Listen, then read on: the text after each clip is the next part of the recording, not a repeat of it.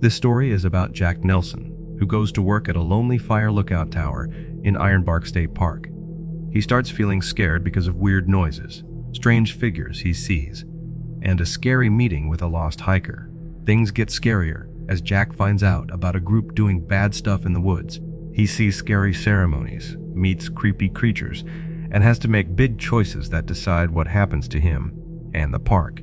So let's start the story. The story starts with a guy named Jack Nelson.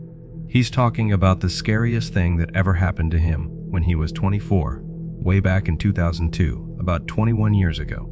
Jack had a job as a park ranger in a big forest in the Pacific Northwest. He was hired to watch for fires and didn't earn a lot of money. His proudest moment was buying a camper van with some help from his dad. Once, when everything started, Jack's job location moved because of some official reasons. But it wasn't a big deal for him because he left in his RV, and it was just a 2-hour drive. M. Scott, the ranger in charge in the Ironbark area, sent Jack directions to reach tower number 11. It would take about a 2-hour walk from the closest parking lot. Jack was worried people might think he left his job with the gang to hide out in the tower. But he actually likes being alone and living in the tower more than being in the city. The reason he had to go to tower number 11 was because the person who was supposed to be there before him left without saying why. Jack's sister, Kyla, has a job in the city. She doesn't like dealing with difficult bosses and coworkers and prefers working alone in nature, just like Jack. During their talk, they mentioned that the tower is far into the forest after a small town called Roseburg. Jack plans to stop at the Twin River Diner to grab some energy before heading to the tower, because he has some extra time. After a tasty dinner, he chats with some locals. They mention some trouble with kids in the area, warning him about it without explaining much. There are rumors going around that they don't clarify. Excited about his new job, he tries to ignore their warnings. Later, after another good meal, he arrives at Ironbark State Park. A nervous person there gives him a flashlight and the keys to his assigned tower. They caution him not to wander too far north and to be careful on the long hike to the tower, but they don't say why they seem so scared. After walking for about 3 hours at night, Jack finally gets to tower number 11 after 11 p.m. He climbs up, unpacks his stuff, and gets ready to work a long shift alone. He hopes everything goes smoothly.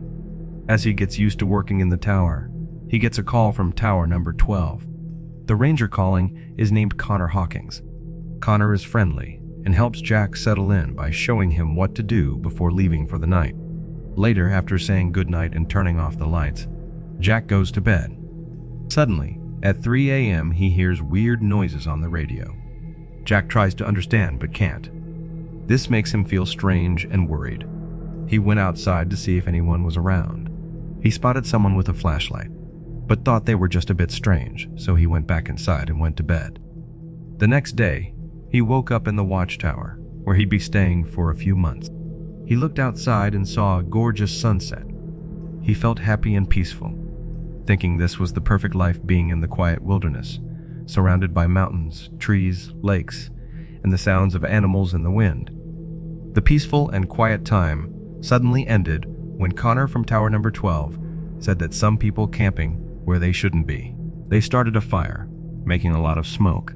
Jack from tower number 11, who's closest, has to walk a few miles to tell them to leave because Connor asked him to. It'll take Jack a while to get there because he's far away. He walked to the place where camping isn't allowed. Some people were camping there even though it's against the rules and not good for the forest. It was dark when he got there. But when he found the camp, those campers weren't there. Jack got worried because he heard someone scream a little while before. Jack found a campsite that looked like someone had just set it up. There was a bonfire, a tent, and a flashlight left on. But he started feeling really scared, like something bad was about to happen. He called out for help, but only heard crickets in the wind. Jack wasn't sure if he should stay and investigate or leave, so he decided to go back to the tower and tell Connor about it. When Connor gets to the tower, he tells Jack that 3 children disappeared there a month ago. Lots of people came to the area to see if the rumors about a spooky creature taking them were real. The kids vanished without leaving any clues, so everyone talked about it. Then Connor and Jack say goodnight and end their conversation. Jack closes the shutters and goes to sleep. After sleeping for a while without being disturbed, he suddenly wakes up to musical whistling noises that sound like someone's trying to get into the watchtower cabin. Jack opens his eyes and sees a person wearing a face mask standing outside, watching him while he slept. He was scared of what he might find outside, so he grabbed the spray that keeps bears away. When he opened the door, he saw a deer's skull with scary signs on it. There were candles around it, like someone did a spooky ceremony there. Jack is really scared because he thinks someone is watching him and they might want to hurt him. He calls his friend Connor for help, but Connor says it's late and there's not a lot he can do right now. He promises to send someone to check on Jack tomorrow. Connor thinks it's just some kids playing a joke on Jack, but Jack feels it's a big deal and he's really worried. Jack couldn't do anything about it, so he went back to bed and locked the door. He was really worried that something bad might happen, especially because the door wasn't very strong and there were windows all around him. Jack didn't sleep much and woke up feeling really careful and nervous. He was scared something bad might be in the woods. He climbed up a tower to watch and saw a light shoot up.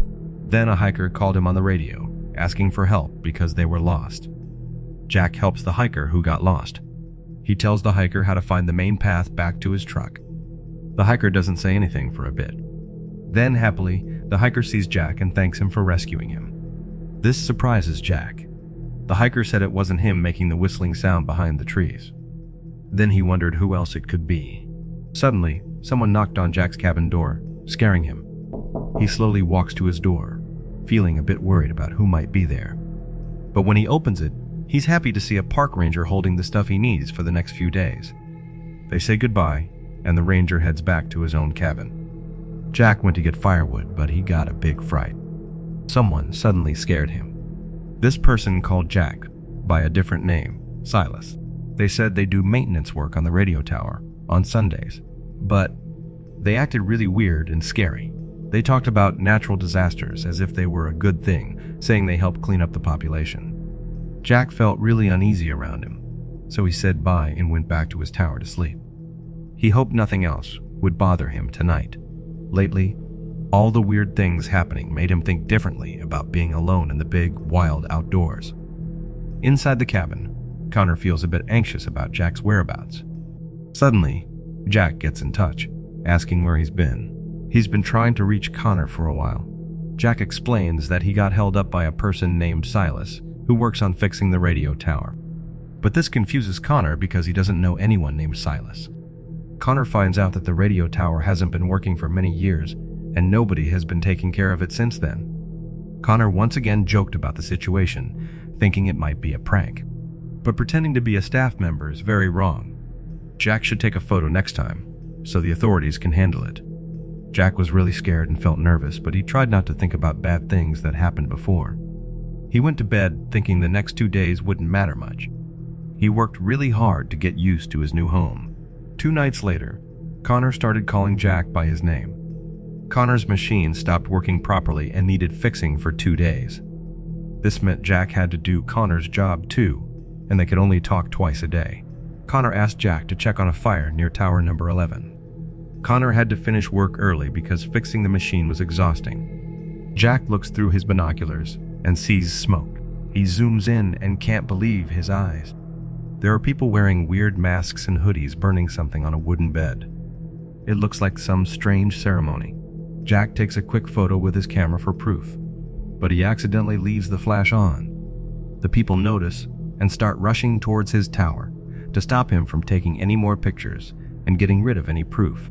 Jack was really scared of what could happen, so he hurried to the cabin and locked the door. He hid under his bed to stay away from some people wearing masks. Pretty soon, one of them got into the cabin, searching for Jack but couldn't find him. Once the bad person goes away from the cabin, Jack suddenly finds the strength and determination to run all the way back to the park entrance without stopping, without even checking behind him. He leaves everything there and doesn't look back. Once he gets to his RV, he quickly steps on the gas pedal as much as he can. He heads straight to the closest ranger cabin to tell them about what he saw, calling the headquarters on the way there. Mitch, the boss, doesn't believe Jack's story. He thinks Jack is seeing things because he's alone in the woods. Mitch tells Jack to focus on his work and watch for fires, but Jack doesn't go back to those woods. He's figuring out why the previous ranger left without saying why,